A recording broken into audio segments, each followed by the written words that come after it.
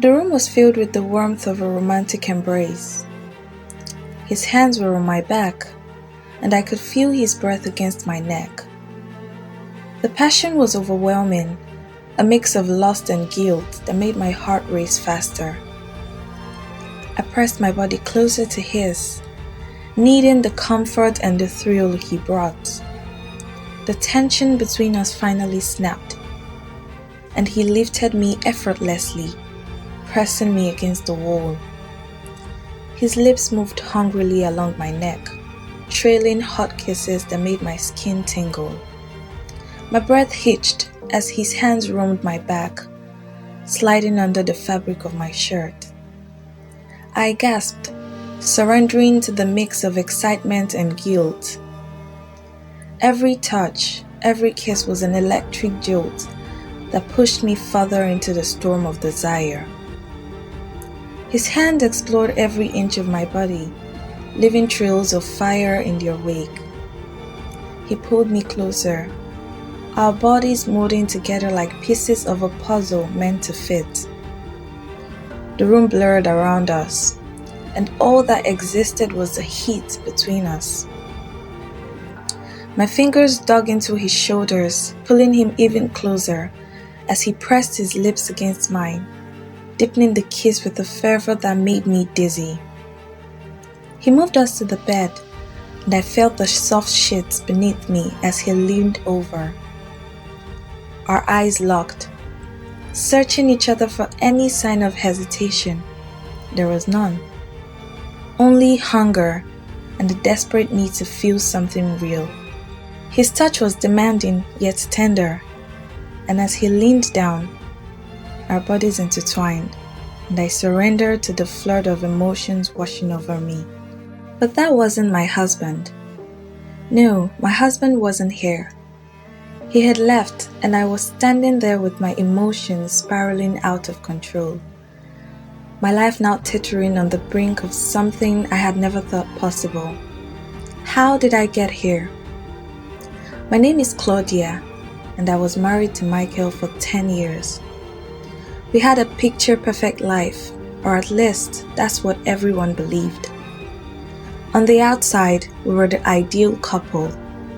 Successful careers, a beautiful home, and friends who envied our relationship.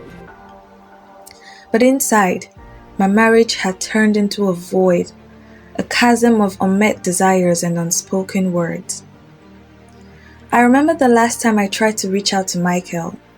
It was the day before my so-called girls' weekend. He was working on his laptop, completely immersed in whatever was more important than us. I stood in the doorway, hesitating before speaking. "Michael, can we talk?" I had asked in a small voice, hoping for some sign of interest. Without turning around, he sighed and responded curtly. "Now? Really, I'm in the middle of something." My heart sank and anger bubbled up inside me. "You always have time for everything except us," I spat out. He snapped the laptop shut, finally giving me his attention. "What do you want, Claudia?" His voice was cold, detached, and I knew this conversation was going nowhere. "You know, I've been trying to talk to you for weeks. I feel like I'm invisible in this marriage. You're just not here anymore." He stood up, walked past me to get a glass of water, and then spoke with an unsettling calmness. "Claudia, we both know that this isn't working. Your so-called weekend getaway is nothing more than an escape from our problems." I wanted to scream, to shake him and make him understand how much pain I was in. But I didn't. I just turned away and left, packing my things in silence for the weekend I had planned. The trip to the beach house was supposed to be a distraction, a chance to clear my head and find some semblance of happiness. I went there alone, even though I had lied to Michael, telling him I was going with friends. As I sat by the window staring out at the ocean waves, My mind wandered to everything that was wrong in my life. That's when I first noticed Lucas. He was our neighbor, the one who had moved into the house next door a few months ago. Tall, dark hair with piercing blue eyes that seemed to see right through me. I had exchanged polite nods and casual greetings with him in the past, but this time was different. He walked over to my deck, shirtless and glistening with seawater. "Hey Claudia," he called out with a smile. "Need some company?" I should have said no. I should have walked inside, closed the door, and locked away any thoughts of temptation. But I didn't. "Sure," I replied, forcing a smile as he climbed the steps to sit beside me. We talked for hours that day, about nothing and everything. Life, dreams, regrets. It felt like he was peeling away the layers of my sadness, exposing the raw, aching heart beneath. As the sun dipped below the horizon, our conversation turned silent, replaced by an electric tension that neither of us dared to break. Finally, he reached out, cupping my face with his hand, and I felt myself leaning into his touch, craving that warmth I had been missing for so long. "Claudia," he whispered, "I know this is crazy, but I want you." My heart pounded against my ribs. I knew it was wrong, yet every part of me screamed to feel alive again. I moved closer, our lips brushing softly at first, then deeper, hungrier. The world around us faded, leaving only the sound of our breathing and the rush of emotions swirling between us. His hands roamed my back, pulling me closer while I entangled in his hair. I melted into him, into this forbidden, reckless moment of passion. His lips moved over mine with a slow, deliberate intensity, tasting and savoring every second. My hands gripped his shirt, pulling him closer as the world outside disappeared. The soft glow of twilight filtered through the window, casting a warm hue over our tangled limbs. His touch was like a drug, making my heart race and my skin flush.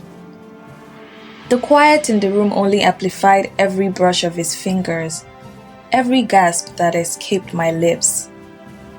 He shifted us, guiding me gently onto the couch, his body hovering over mine with a tenderness that made my heart ache. His hand slipped under my blouse, tracing the curves of my body, exploring me like he had all the time in the world. The warmth of his breath against my ear sent shivers down my spine. I closed my eyes, sinking into the blissful haze of desire, feeling his lips move to my collarbone, leaving a trail of heat in their path. Our movements grew more urgent, more frantic, as if we were racing against the clock. His touch became firmer, more demanding, and I responded in kind, my body arcing into his. It was a dance of longing and passion, a release of all the pent-up emotions that had been bubbling under the surface. With every kiss, every touch, we lost ourselves in this forbidden moment, letting the raw intensity of our need sweep us away. The next morning, reality came crashing down on me. I woke up in his arms, my heart heavy with guilt and confusion. I slipped out of bed and stood by the window, staring out at the waves. "Are you okay?" Lucas's voice was soft, laced with concern. I turned to look at him, my emotions a tangled mess. "No," I admitted, "I'm not." "We don't have to make this complicated," he said gently, sitting up and reaching for me. "But you need to decide what you want, Claudia. You can't keep living in that loveless marriage." His words stung because they were the truth I had been avoiding. I couldn't continue living in a lie, pretending everything was okay. But leaving Michael, Could I really do that? I stayed silent, wrapping myself in a robe and walking out onto the deck to clear my mind.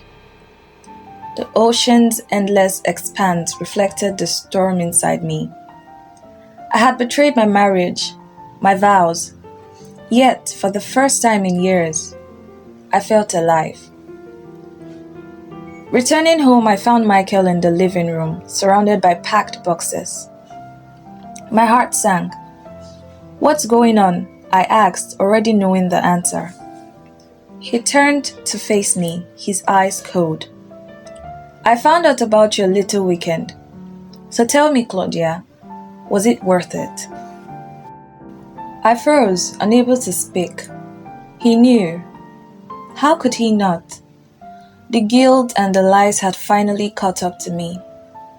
"Michael, save it." He cut me off, throwing papers onto the coffee table. "Divorce papers. I'm done." I felt my knees buckle, tears welling up in my eyes. "Please, Michael, let's talk about this," I pleaded, reaching for him. He stepped back, a look of disdain on his face. "The time to talk was long before this. You chose your path, Claudia, and I've chosen mine." With those words, he walked past me, out of the room, out of our life together, leaving me standing there with a hollow ache in my chest. I wanted to scream, to beg, to tell him that I was sorry, but I didn't. I just stood there, the silence in the room now echoing the emptiness of my heart.